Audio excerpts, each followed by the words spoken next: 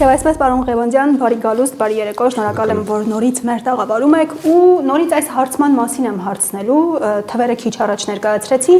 հավատանք այս հարցմանը, ինչ մտածենք նման ցուցանիշների մասին։ Ես գերադասում եմ, որ մտածենք եւ ոչ թե հավատանք, ինչու են ցուցանիշները այդպիսին, ինչու են ցուցանիշները այս փուլում այդպես ներկայացվում։ Այս հարցումը պետք է նախ գնահատել նախորդ հարցումների հետ հարաբերակցության ու համաձայնության ներքո, որովհետեւ ինստիտուտը բավական մեթոդաբանության տեսանկյունից իհարկե գրագետ հարցումներ է իրականացնում, բայց մասնագետները, հատկապես քաղաքագետները, քաղտեխնոլոգները հասկանում են մոտավորապես այդ հարցումների շեղման տոկոսը ոչ թե սոցիոլոգիական հարցման մեթոդաբանության տեսանկյունից, այլ փոքրիկ նկարչությունների մասով ինչպիսին է, հա։ Այնտեղ կան ընդհանուր տրամաբանության մեջ այսպես նկարչական դրսևորումներ, հա։ Ես իդեպ կարծում եմ, որ այդ հարցումները կարևոր են, այդ թվում նաև նկարչական հարցումները, որտեղ դա օգտակար է քաղաքական պլանավորման տեսանկյունից, հատկապես ընդդիմության համար, եւ երկրորդը դա նաև ցույց է տալիս միգուցե արտաքին գործընկերների, իշխանության արտաքին գործընկերների եւ իշխանության լարումներն ու խնդիրները, որովհետեւ իրենք հասկանում են, որ այնուամենայնիվ պատմական մինիմում ունեն, հողի վրա ունեն եւ փորձում են շատ ներբանեկատորեն որոշակի շեղումներ ապահովել, հա։ Այստեղ շատ կարեւոր է, որ քարոզչական էլեմենտի դիմաց դեմ կարողանա ընդդիմությունը պայքարել, որովհետեւ այդ սոցհարցումները իրենք ինչպես իրավացիորեն պարոն Քոչարյանը նշեց, դրանք մարդկանց հիասթափեցնելու, չմասնակցային մշակույթ տարածելու համար են, այսինքն նախապես մինչև այս ամեն ինչը, մինչև ընտրությունները ամեն ինչ արդեն որոշված է, ռեյտինգը կա, իզուր մի ծանրաբեռնեք, իզուր մի պայքարեք, միգուցե կոմպրոմիսներ գտնել գործող իշխանություններ եւ այլն։ Բայց որ այդ տրամադրությունը կա, որ մարդիկ որոշում են չգնալ ընտրության, որովհետև թեկնածուներից որևէ մեկի հետ չեն տեսնում, չեն ցանկանում, ամեն մեկին ինչ որ անուն կա, ոչ իհարկե հայտնի շրջանակների կողմից, այսպես ասենք, կպցրած անուններ, ինչպես մարդկանց բացատրել, երևի այսպես ձևակերպեմ հարցս, որ ամեն դեպքում ընտրության գնալ պետք է։ Դա շատ կարևոր բան ասեք, այո, աբսենտեիզմ կա, այսպես լարվածություն կա, տարբերություն, երբեմն նաև կոպիտ ասեմ, զզվանք կա, բայց նաև քաղաքական բառի հետ, որտեղ մարդիկ տևական ժամանակ լարվածության ատելության մտնոլորտում, իսկ ատելության հիմնական սոուսը Հայաստանում իշխանության ձեռամբ դա քաղաքական ատելությունն է։ Ինչպես բացատրել շատ պարզ, հասանելի լեզուներով, կոնսենսուս -1 մոդելով, այսինքն խնդիրը այն չի, որ մեր տեխնացուն ընդդիմության լավագույնն ամենևին որևէ մեկը չպետք է մեսիականության լավագույնը լինելու անփոխարինելիության։ Այստեղ խնդիրը պետք է լինի ընդդեմ ում եք քվեարկելու, որովհետև նախ պետք է հասկանալ, որ պետք է ազատվել ուռուցքի աղբյուրից, հետո փորձել պետությունը բերել գոնե զրոյական կետի, որտեղ այս պահի դերությամբ պետությունը զրոյական կետից ներքև է։ Ինչ վերաբերում է չմասնակցող, նաև անտարբեր հոգնած մարդկանց եւ այն մարդկանց, ովքեր սոցհարցումներում դիրքորոշում չեն հայտնում, ընդդիմությունը իր ուշադրությունը այդտեղ պետք է կենտրոնացնի եւ ասֆալտի վրա ընդունելով իր սխալները, շատ կարեւոր բան, ընդունելով սեփական սխալները վերջին տարիների ընթացքում։ Ներողամտությունը սխալի ընդունումը ուժի նշան է նաեւ։ Մարդիկ երբ որ միշտ ասում են, որ բոլորը ճիշտ են, բայց ինչի է այսպես իրավիճակը, երբեմն սկսում են մերժողականություն, դրանից օգտվում է նաև իշխանությունը։ Նայեք, իշխանությունը ունի բավական պրոֆեսիոնալ հատկություն մանիպուլյացիայի տեսակից, ամենափոքր աննշան դրական էլեմենտները, երբեմն որոնք իրականում նաև դրական չեն, արտաքնապես, օրինակ խաղաղության էլեմենտը, հա, կապիտուլյացիան ձևակերպում են խաղաղություն բառով եւ փորձում են հասարակության վրա վաճառել։ Ընդդիմությունը պետք է մեկնաբանի, բացատրի, այդ թվում կենցաղային մակարդակով, սպառողական հայի մակարդակով արդյոք կա խաղաղություն եւ ինչ երաշխիքներ կան այդ խաղաղության համար, հա։ Տիգրանը իրավամբ նշեց, թե երբ է եղել սոցհարցումը, այդ հանգամանքները, այդ միտումները, տրամադրվածությունը միանշանակ ազդում է։ Վենսը եկավ, կա որոշակի երաշխավորվածություն խաղաղության հետ կապված, ուրեմն ամեն ինչ լավ է լինելու եւ այլն եւ այլն։ Մարդիկ երբեմն ուզում են մտածածին թեզերին հավատալ, որովհետեւ հոգնել են։ Պետք է իրենց այդ անտարբերության վիճակից բերել, ոչ թե պայքարել Նիկոլին ընտրողների ընտրազանգվածի դեմ կամ նրանց բերել այլ անտարբերների եւ չմասնակցային հակումներ ունեցողների, իսկ այդպիսի կարծում եմ գերակշիռ է։ Պարոն Ղևոնդյան, այսպես մի հարց, տեսեք, շատերը ասում են, որ այս հարցման արդյունքները մոտավորապես 10 օր արդեն մարդիկ գիտեն, այսպես թե այնպես, հա։ Ես օրինակ արդյունքների մասին իմացել եմ 5 օր առաջ եւ ինչն է պատճառը, որ 10 օր սպասեցին, նոր հրապարակեցին եւ մեկ էլ հետաքրքիր է, որ մոտավորապես այս ժամկետում կրկին առաջացավ իմպիչմենտի թեման։ Հավանական է, որ նաև իմպիչմենտի թեման բարձրացրողները գիտեին արդյունքների մասին եւ մտածեցին, որ ահա տեսեք հարմար առիթ է եւս մեկ անգամ բարձրացնել, թե դա ինքն իրանով ապրող process է արդեն impeachment։ Ես դժվարանամ ասել պատճառական կապեր կամ կորելյացիաներ կան երկու տարբեր գործոնների նկատմամբ, իմանալ տվյալները դրանք չհրապարակել եւ կոնկրետ քաղաքական այդ impeachment-ի հետ կապված այդ հայտի կամ դրա ակտիվացման հետ, հա։ Ես կարծում եմ, որ հնարավոր չի բացառել այն հանգամանքը, որ միգուցե իրական ինֆորմացիան, այսինքն ինչ որ ներկայացրել է սոցիոլոգիական համապատասխան ինստիտուտը, միգուցե ճշգրտման է ենթարկվել։ Ես չեմ բացառում։ Այսինքն որովհետև կներեք սոցիոլոգիական հարցումը հանրային սոցիալ-հոգեբանության ազդեցության գործիք է ու կապ չունի ով այդ ամեն ինչը անում, հա։ Ինչ վերաբերում է impeachment-ի գործընթացին, կարծում եմ Հայաստանի երրորդ նախագահը ինչ-որ դատական նիստից հետո երբ որ մամուլի հետ շփվեց, ասաց առաջիկայում դուք որոշակի ակտիվություններ կտեսնեք, ու այդ հանգամանքը այդ փաստը առնվազն են այսպես ինֆորմացիոն միակ աղբյուրն էր, որը կոնկրետ ինձ հասանելի էր, ու ես այդտեղ հասկացա, որ այդ առումով ակտիվացիոն կլինի հետագայում Դավիթի կոչը ընդդիմադիրներին մոբիլիզացվելու ինչ-որ գործընթաց սկսելու տեսանկյունից։ Գիտեք, հիմա ռեգիոնում մեր շուրջ process-ների լարվածությունը ու երբեմն բարդ ընկալելիությունը եւ Հայաստանում տեղի ունեցող process-ները քաղաքական առումով դժվար զուգադրելի են, բավական քաոտիկ են եւ օպերատիվ կտրվածքով դրանք կարող են դիամետրալ փոխել։ Ես չեմ բացառում Հայաստանում, ասենք, միջև ընտրությունների իշխանություն փոխվի։ Այս կամ այն հանգամանքի զորու, հա, այսինքն առանց փակագծեր բացելու սցենարները շատ տարբեր կարող են լինել, հա։ Բայց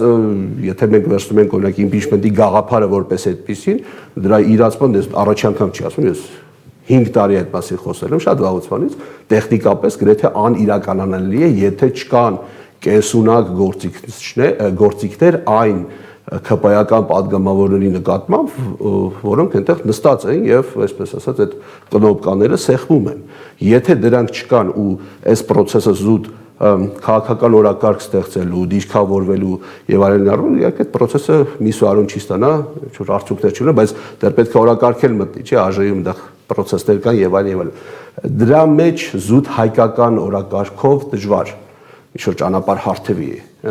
Դրսի օրակարգերը կլինեն, բայց օրինակ Վենսի խոսքից երևում է, որ իրանք այնուամենայնիվ աջակցում են գործող վարչապետին, դա անձնական իհարկե գնահատական էր, բայց այսօր աջակցում են, վաղը չեն աջակցի։ Թրամփը մի օր մի բան ասում, հաջորդ օր ուրիշ բան ասում, երրորդ օրը դիամետրալ հակառակ բան ասում։ Այսինքն process-ները շատ դիամետրալ կարող են փոխվել։ Ռուսական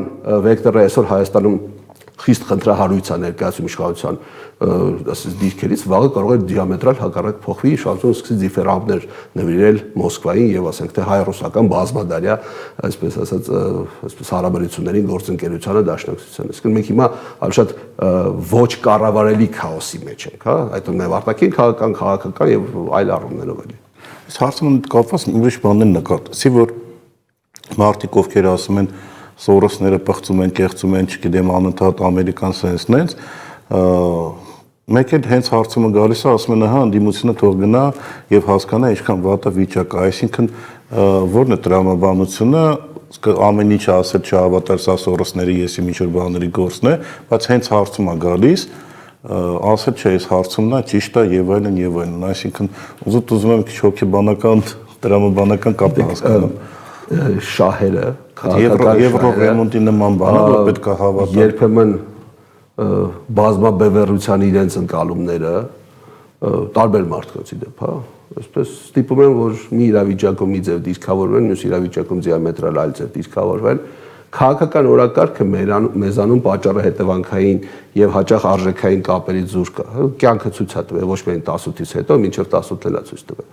Այնպես որ ես անկեղծ ասած չեմ զարմանում այն ամեն ինչի վրա, ինչ որ Հայաստանում տեղի է։ Նիկոլե օրակարգը մի սպասարկեք, հետո իջնում է հարցում, որը սպասարկում է Նիկոլե օրակարգը, ասում են, ահա, հանդիմությունը պետք է հետևություններ անի, փակենք տալիս, ընտրությունների պետք չի գնալ։ Ինֆորմացիոն հաթեթներ կան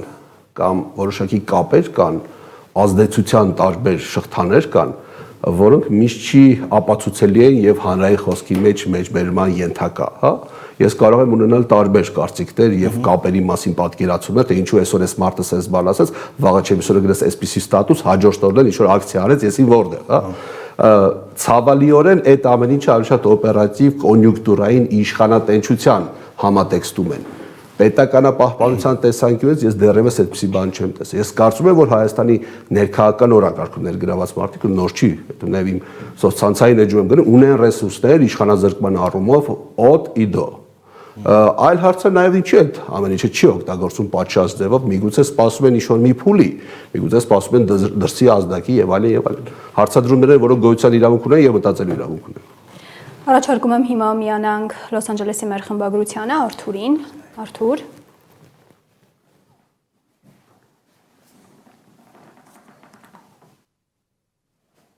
Ողջունում եմ ձեզ, պարոն Ղենվոդյան, մինչև հարցը ձևակերպում էի նախ արձանագրենք, որ այդ կազմակերպությունը IRI-ը, հա, ինչպես է կոչվում, դեմոկրատական հանրապետական ինստիտուտ, շատերի մոտ այն տպավորություն, այո, միջազգային հանրապետական ինստիտուտը շատերի մոտ տպավորություն է ստեղծում, թե դա ամերիկյան կառավարության կամ, չգիտեմ, Ամերիկայի պետական ինչ-որ կառույց է, իրականում այդպես չէ, հասարակական կազմակերպություն է, որը նախկինում ֆինանսավորվել է USAID-ի կողմից, նաև մի շարք այլ աղբյուրների կողմից, ուրեմն այդ թվում նաև ենթադրում եմ սորոսական կառույցների կողմից, այն հանրապետական անունն է կրում, բայց դարձյալ կապ չունի հանրապետական կուսակցության հետ եւ ապակուսակցական կառույց է եւ այսօր երբ որ USAID-ին, այսպես ասենք, կտրել է իր ֆինանսավորումը, այսօր նրանք շատ հնարավոր է որ այլ աղբյուրներից են օգտվում, իհարկե ամերիկյան կառավարությունը եւս գրանտեր է տալիս, սա միանշանակ արձանագրենք, որպեսզի այդպես ասած թերընթերցումների տեղիք չտա։ Հիմա ինչ վերաբերում է սոցհարցման արդյունքներին, հարցս հետեւյալն է, արդյոք չեք կարծում, որ այսօր հնարավոր չէ Հայաստանում ստանալ օբյեկտիվ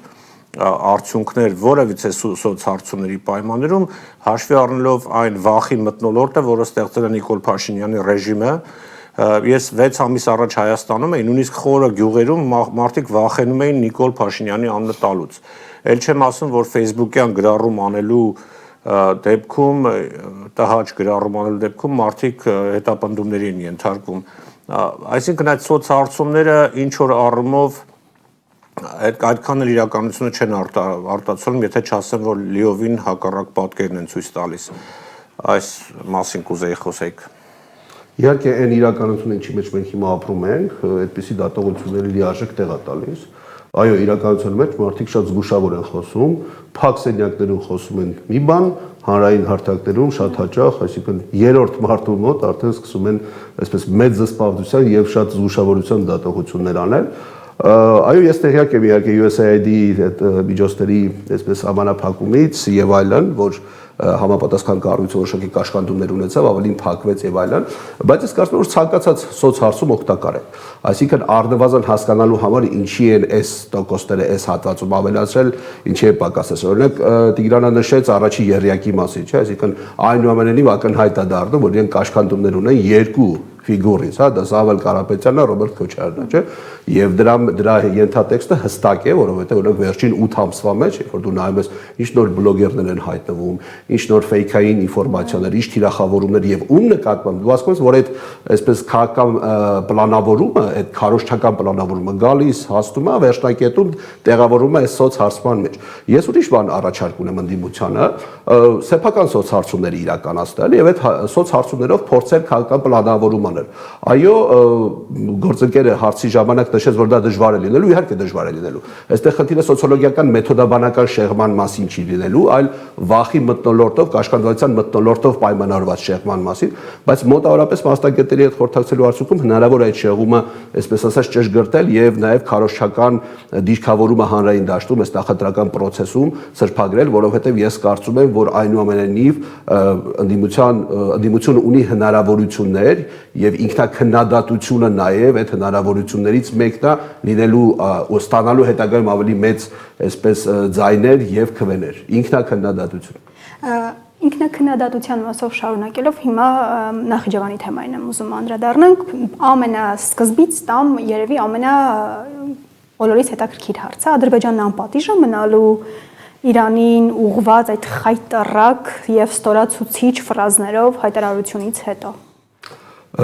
ստորացուցիչ, պատիժ բառերը դրանք ավելի շատ զգայական ձևակերպումներ են իհարկե, որովհետև առաջի դեպքը չի, որ նախ Ալիևը որոշակի էմոցիոնալ գնահատականներ է տալիս հարավային հարևանի եւ հարավային հարևանի կողմից էլ միշտ չի որ արձագանքը եղել է համարժեք, գոնե Երևանից երբ որ մենք նայում ենք, ամենակնկալիքները ինչ որ մենք ունենք, որ այնտեղ տեղի են ունենում, իհարկե մենք այդպիսի ձգտումներ միշտ ունենք, չէ, էմոցիոնալ դաշտում, բայց այսպես Ալիևը շատ գրագետ է խաղում միանշանակ, այս ամեն ինչ որ տեղի ունենում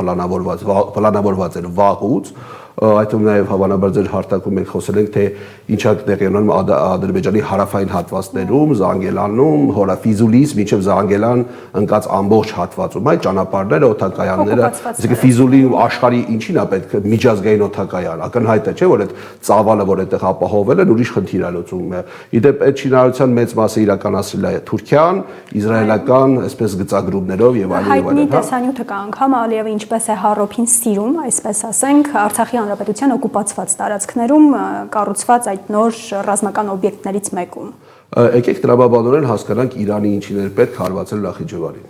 Իրանը տեղից էլ բավական բարդ իրավիճակում է, կարողանում է մեծ ճիգով արձագանքել, երբեմն նախահարցակ լինել, հա։ Իսկ արդյոք իրան պետք է հյուսիսում ունենալ խնդրահարույց իրավիճակ, հատկապես հաշվի առնելով իր հյուսիսում ազերների 15 միլիոնանոց համայնքը։ Այս ամենը խիստ պլանավորված process էր, իդեպ նաև Էրդողանի ռետորաբանությունը, որ մենք այն հրթիռի հետ կապված, որ ընկել էր իրենց մոտ, մենք մեր ինքնիշխանությունը, մեր սահմանների անխախտելիությունը, ակնհայտ է, չէ, պատերազմ է, մի քիչ էսկոմ, մի քիչ այնկոմ կարող են հրթիռները ընկնել։ Ամենից հետաքրքիրը այն էր, որ ամենայն հավանականությամբ այդ դրոնները ամենևին Իրանից էլ չեն եկել, ավելին ասեմ, երբ որ տեսանյութը իրենք ներկայացնում են, այնտեղ գրած էր, որ հարթադրված Ադրբեջանում։ Հիմա ես առաջարկել եմ գործընկերներից ցուցադրել այդ տեսանյութը, մենք այդ տեսանյութն է ադրբեջանական մեդիայից ադրբեջանական հեռուստաալիքներից մեկի կադրերում է երևում, ընդ որում պաշտոնական մեկնաբանություն է եղել նաև Բաքվից, որ դա ադրբեջանական գրվածքը վերաբերում է Շաքարի տոպարկի վրա է դա գրված, սա ներկայացնում են որպես Շաքարի պարկ, ոչ թե դրոնի ինչ-որ մաս, ասում են այդ Շաքարի գործարանի մասին է այդ գրվածքը եւ փորձում են այդպես պաշտոնական մեկնաբանությամբ ֆիքսել ուղղել իրավիճակը։ Իհարկե շատ հստակ չէ, շատ պարզ չի երևում, բայց ամեն դեպքում ադրբեջանական մեկնաբանությունն է։ Այստեղ մի կարևոր հանգաման կա, Ալիևը շատ լավ հասկանում էր, որ այն երկրները, ովքեր իրեն օգնեցին 2020 թվականին Արցախի եւ Հայաստանի դեմ այդ ավանտյուրային, իդեպ Հայաստանն էր օգնում Ադրբեջանին, դա էլ նշենք, հա, ինքը պետք է վարձահատույց լիներ։ Ում էր վարձահատույց լինելու եւ ինչպես թույլ տալով, որ իր հարավային հատվածները լինեն Իրանին հնարավոր հարվածի դաշտ։ Գիտեք, քաղաքական պլանավորումները ռազմավարական տեսանկյունից երբեմն տասնյակ տարիներ առաջ է լինում։ Տարբեր քարտեզներ են տարբեր ժամանակահատվածներում շրջանառվել, որտեղ Իրանի հյուսային հատվածները գտնվում էին ոչ թե Իրանի, ներկա Իրանի կամ Իրան պետության վերահսկողության ներքո, այլ Ադրբեջանի եւ այլն։ Ակնհայտ է, որ Իրանը ծանր քաշային պետություն էր եւ բոլորը պետքա այսպես մոբիլիզացնեին իրենց ռեսուրսները Իրանի դեմ, ամեն մեկը մի խնդիր լուծելով, հա։ Հիմա process-ները շատ բուրըն են եւ Իրանը սպասում է ցամաքային հարձակման, տեսնենք ինչ կստացվի։ Եթե Իրանում իրագործվում է այն սցենարը, որի մասին շատ է խոսվում, Իրանը մասնատելու սցենարը, Հայաստանի համար վտանգավոր իրավիճակ ստեղծվում է, թե մենք խաղաղ ենք, ամեն ինչ լավ է, կարող ենք կարտոֆիլով կարկանդակ ուտել, հանգիստ լինել, մեզ ոչինչ չի սպառնում, մեզ մոտ խաղաղություն է։ Գիտեք, ցավալի հարց եք տալիս, որովհետև մենք այս process-ում դերակատար չենք, որևէ իմաստով։ Մենք այս process-ում լավագույն դեպքում տարածք ենք։ Մեզ դրսից հրահանգում են միանալ ինչ-որ process-ների կամ չմիանալ, ցավակցական հեռագրեր հղել, ինչ-որ քայլերի մասին իրականությունից կդրված պահել, այսինքն սեփական քաղաքացիներին մեր ձեռ արևելքում, ովքեր մնացել են պատերազմի զորու, որևէ կիրառական adekvat աջակցություն օգնություն չցուցաբերել, հասարակությանը կերակրել նախընտրական process-ները, որ իբր կյանքը այնքան անվտանգ է ու խաղաղ, որ մենք կարող ենք ձեր նշած ուտելիքները թույլ տալ եւ ժամանցի ինչ-որ տարբեր այսպես վայրերում այցելել հասարակության հետ քննարկումներ ունենալ, բայց նայեք ինքը բավական խելացի է այն իմաստով, որ ինքը հասկանում է, որ թիմի ինֆորմացիան, որ բերում են իրան, միշտ պետք է ճշգրտելու, ինքը ասֆալտի վրա գրում է մարդկանց հետ առերսում, ու տեսնում է, որ մարդկանց մեջ կա հստակ ատելություն։ Մենք տեսել ենք այդ կադրերը, ավելին այդ կադրերը ավել էին, քան այն ինչ որ ներկայացվել է։ Ինքը հասկանում է, որ այս ընտրությունները իր համար գոյաբանական ընտրություններ են։ ու հետեւաբար ինքը ամեն տիպի ծառայություն կմատուցի բոլորին, Իրանի մասով լինի, այլ պետության մասով լինի, ամենատարբեր պետությունների մասով, ու հիմնականում ենթադրել է հյուսիսի պետությունների հետ կապված, միայն թե կարողանա վերարտադրվել։ Հյուսիսի պետություններից խոսեցիք, ես մինչև հարցս տալը մի փոքր ուղղեմ Արտուրին, հա, ARA-ը կապ ունի հանրապետական կուսակցության հետ, ինչպես ամենտեղ լինում են լավ հանրապետականներ եւ վատ հանրապետականներ, եւ ARA-ի ստեղծման օրվանից կապված է եղել եւ Մաքեյնի հետ սենատոր, որը հանրապետական է, եւ ներկայային տնօրենի խորհրդի ղեկավարը Ալյասկայից падգամավոր է, սենատոր է հանրապետական կուսակցությունից Դեն Սալիվանը, այսինքն որոշակի կապ կա, հիմա անցնենք ուրեմն իմ հարցին, մեր Հուսեյն Հարևանը տեսեք, նաև սիտուացիան ստեղծում, որ այս կոնֆլիկտը, որը տարածաշրջանում Ռուսաստանը ինչ-որ չափով ձեռք է տալիս, դրա համար օրինակ ինքը ոչ թե խառնում է շատ ակտիվ, հա, այլ փորձում է ինչ-որ բաներ հաշվարկի, պլյուսեր եւ մինուսներ, որովհետեւ փաստացի իրանական նավթը ոչ միտեղ չի գնում եւ փաստացի Ռուսաստանի համար բացում են հնարավորություններ կրկին մտնել Հնդկաստան, ավելի մեծ առևտրով Չինաստան եւ այլն։ Ձեր կարծիքը կուզենայի լսել տարբերակ։ Հնդկաստանի հետ կապված հետաքրքիր բան տեղի ունեցավ։ Մամուլը հայտարարում է, որ Թրամփը թույլ է տվել Հնդկաստանին, բարերը հստակ թույլ է տվել Հնդկաստանին, որ ինչ որ մի ծավալ Ռուսաստանից նավթ վերցնի։ Իսկ մենք խոսում ենք մի աշխարհակարգի մասին, որտեղ Միացյալ Նահանգները իրեն կարող է թույլ տալ կամ թույլ չտալ մեկ այլ գերտերության, միջուկային տերության երրորդ պետությունից ինչ որ բան գնել կամ չգնել, ինչ վերաբերում է Ռուսաստանին, ամեն ինչ այդքան միանշանակ չի։ Մամուլում, այսպես արտահոսքների մակարդակով այդ թվում նաև ինֆորմացիա էր տարածում, թե ինչպես է կարողանում Իրանը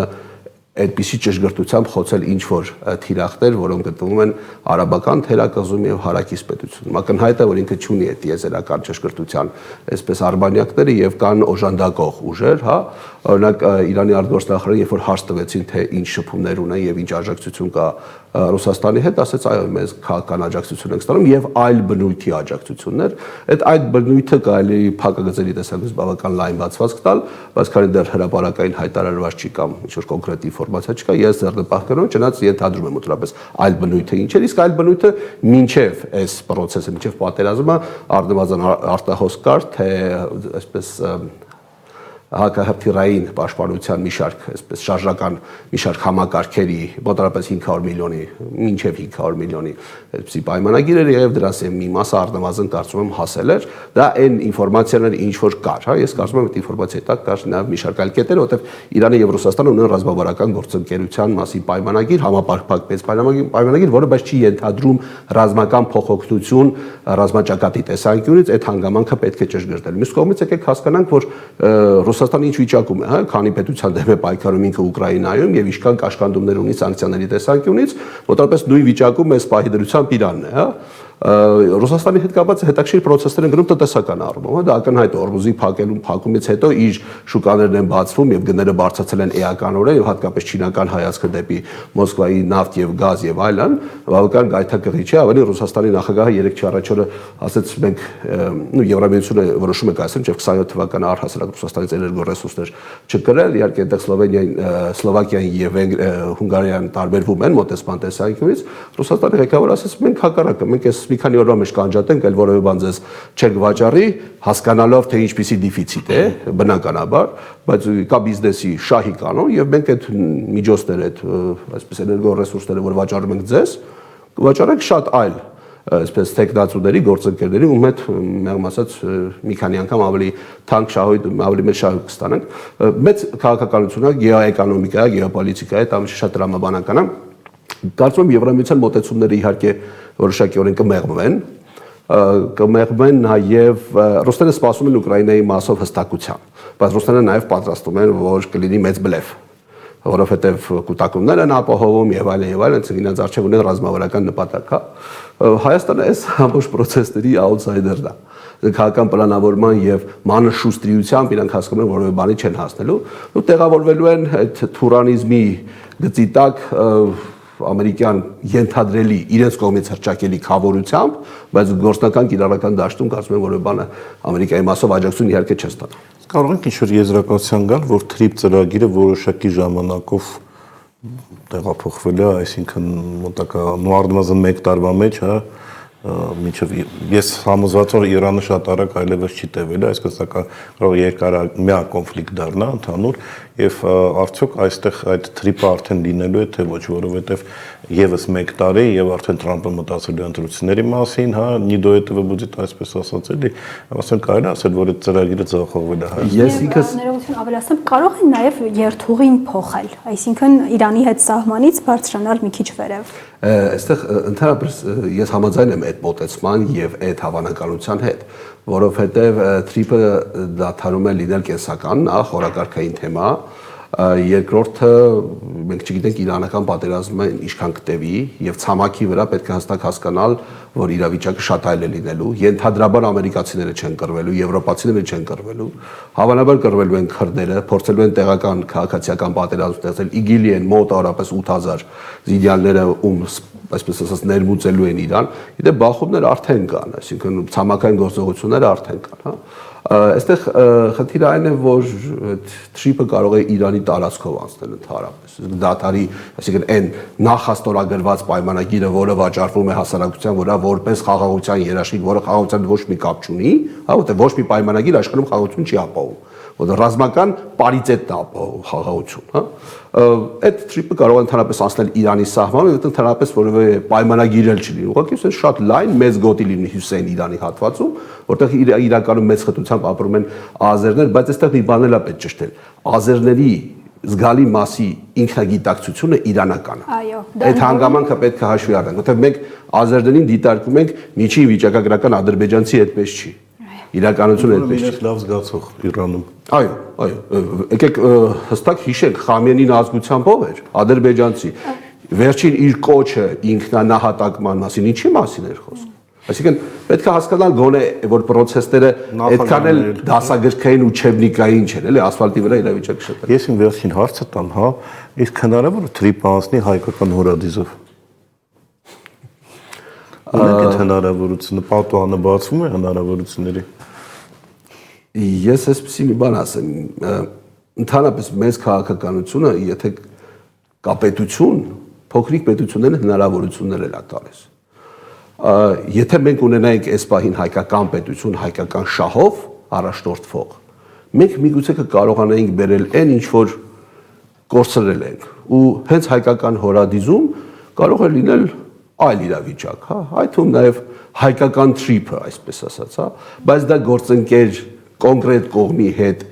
ճիշտ քննարկումների, ճիշտ հարաբերությունների փոխշահավայր, վստահելի եւ արժանապատիվ։ Եվ կամքով, որովհետեւ եթե դու քեզ չես պաշտպանում, ուրիշը ամենևին պարտավորվածություն չունի քեզ պաշտպանել, ուրիշը քեզնից ավելի հայ չի եւ Հայաստանի քաղաքացի չի, դա պարզունակագույն ճշմարտություն է, որը մենք որևէ ձև ցավոք չենք ուզում ընդունենք։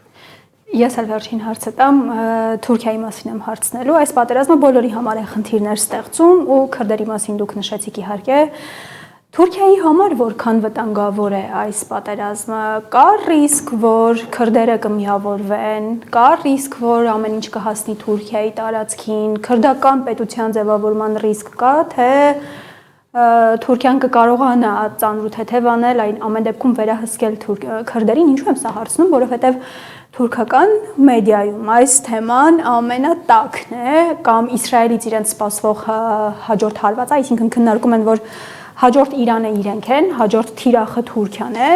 Էրդողանն էր անգամ ամիսներ առաջ սրա մասին բաց եւ հրապարակավ հայտարարում, բայց իհարկե նաեւ գիտենք, որ քրդերը Թուրքիայի տակ դրված գլխավոր ռումբն են։ Կա այստեղ ռիսկ Թուրքիայի համար։ Կարծում եմ ռումբը տարբեր դարաշրջաններ, տարբեր տասնամյակներում տարբեր ֆունկցիոնալ նշանակություն ա ունեցել այդ քրդականը։ Նախ քրդերը